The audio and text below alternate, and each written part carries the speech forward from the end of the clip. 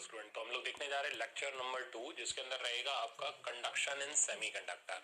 इसमें हम लोग कंडक्टिविटी डिस्कस करेंगे, फिर इसका एप्लीकेशन नेक्स्ट लेक्चर के अंदर आपको न्यूमेरिकल फॉर्म में देखने को मिल जाएगा। तो चलो स्टार्ट करते हैं। ये भी बेसिक थ्योरेटिकल लेक्चर है आपका। अब इसमें इलेक्ट्रॉन होल पेयर का फॉर्मेशन आपको समझ आ जाएगा। वैसे तो मैंने आधी कहानी तो आपको पिछले लेक्चर में सुना दी, अब पूरी यहाँ सुन लो तो अपना दी एंड हो जाएगा इलेक्ट्रॉन होल पेयर का। अब सुनो, होल्स इन सेमीकंडक्टर, अब ये किस तरीके से फॉर्म होते हैं, इसका क्या कंसेप्ट होता है, देखो डिटेल से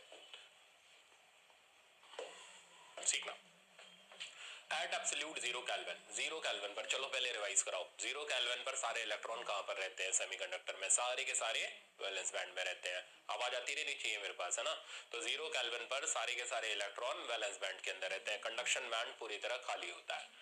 तो conduction band of semiconductor is completely empty and the semiconductor behaves as an insulator. तो 0 केल्विन के टेम्परेचर पर सेमीकंडक्टर इंसुलेटर की तरह बिहेव करता है। अब क्यों करता है वो तो आप समझ ही गए कि जब एक भी इलेक्ट्रॉन वहां कंडक्शन बैंड में है नहीं, क्योंकि कोई काइनेटिक एनर्जी नहीं है, तो फिर कहां से वो कंडक्टर बनेगा, इंसुलेटर बन जाता है। When temperature increases the valence electron acquires thermal energy to jump to the conduction band due to the banking of covalent breaking of covalent bond. तो कोवेलेंट बॉन्ड्स के टूटने की वजह से, रप्चर होने की वजह से इलेक्ट्रॉन एनर्जी गेन करता है और जंप मार के कंडक्शन बैंड में चला जाता है।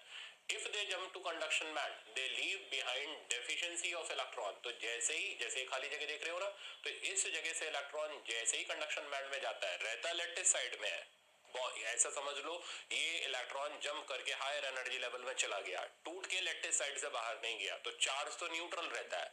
तो बात ध्यान से सुनना, नेट चार्ज इस सैंपल पर अभी भी 0 है। बस ये इलेक्ट्रॉन अपनी जगह से लेटिस साइड की फ्री जगह पर चले गए और अब ये इलेक्ट्रॉन बन गए फ्री इलेक्ट्रॉन्स। और ये जो खाली जगह इनके कारण जाने के कारण बची है, तो खाली जगह जो बॉन्ड के अंदर बची है, इस बॉन्ड के अंदर बची हुई खाली जगह को हम होल बोलते हैं। अब आगे की कहानी देखते हैं।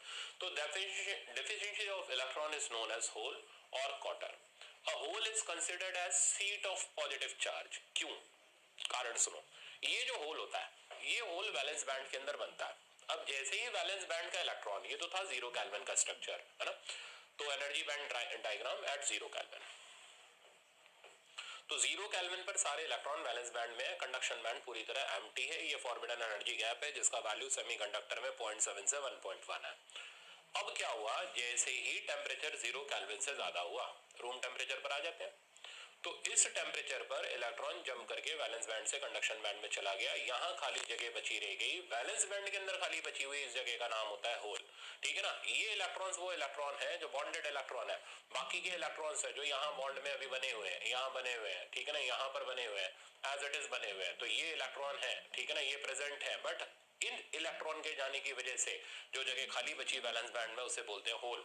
अब ये जो होल होता है, ये लोकलाइज्ड नहीं होता। अब इसका मीनिंग समझो, इसकी पोजीशन फिक्स नहीं होती, क्योंकि वैलेंस बैंड के अंदर खाली जगह आ चुकी है।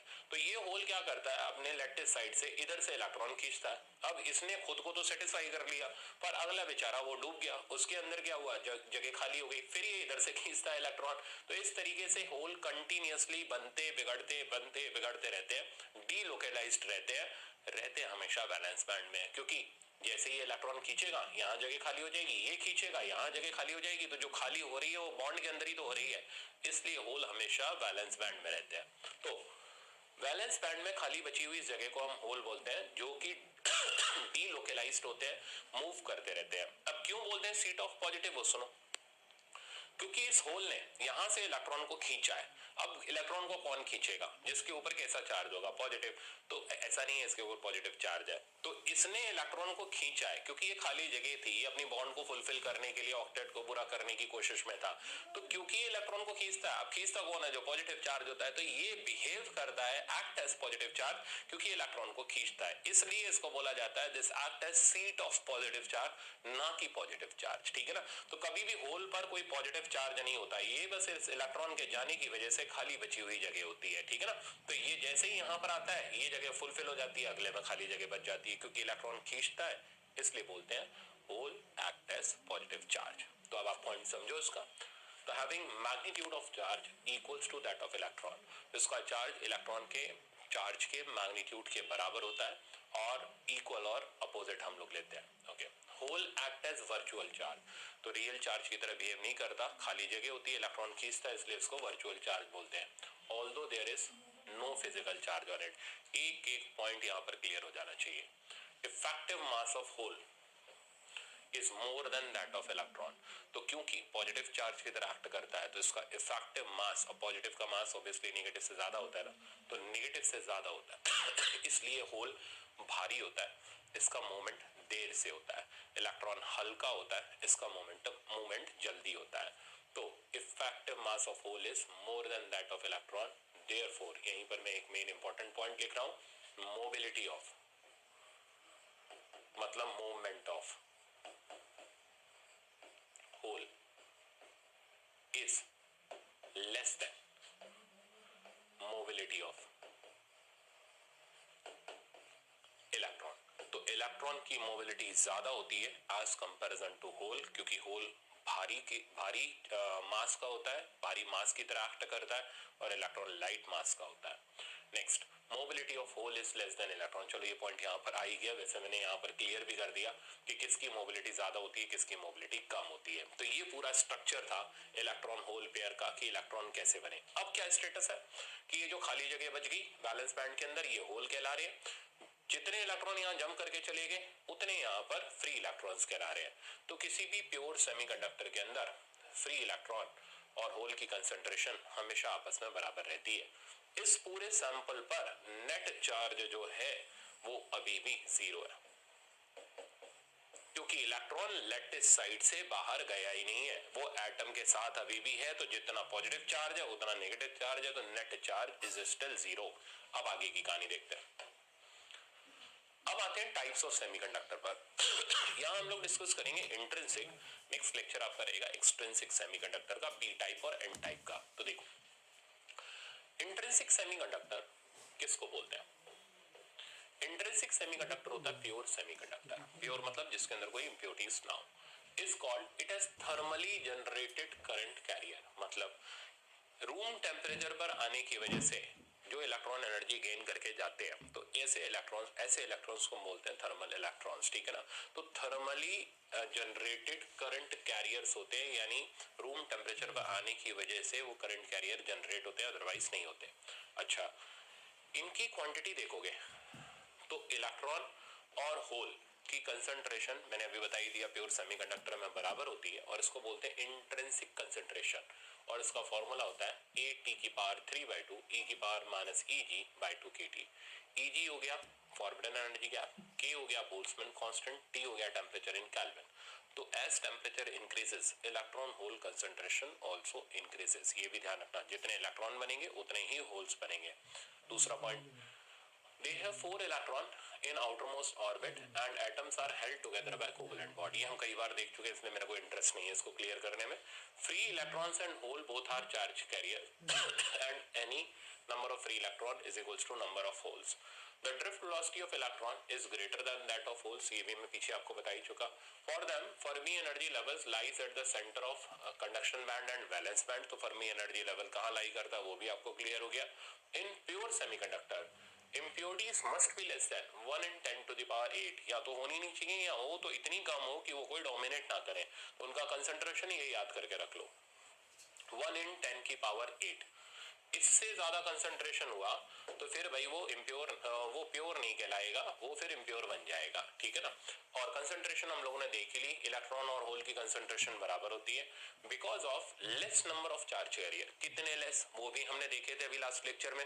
10 की पावर 19 जर्मेनियम में होते हैं, 10 की पावर 16 पर मीटर क्यूब सिलिकॉन में होते हैं। क्योंकि कंसंट्रेशन बहुत कम होती है इसलिए ऑलमोस्ट ना के बराबर इलेक्ट्रिसिटी कंडक्ट करते हैं। तो वही पॉइंट यहाँ पर है, because of less number of charge carrier at room temperature intrinsic semiconductor have low conductivity so they have no practical use. तो कोई भी प्योर सेमीकंडक्टर का कोई प्रैक्टिकल यूज नहीं होता क्योंकि उनके अंदर कंडक्टिविटी ना के बराबर होती है। अब नेक्स्ट पॉइंट,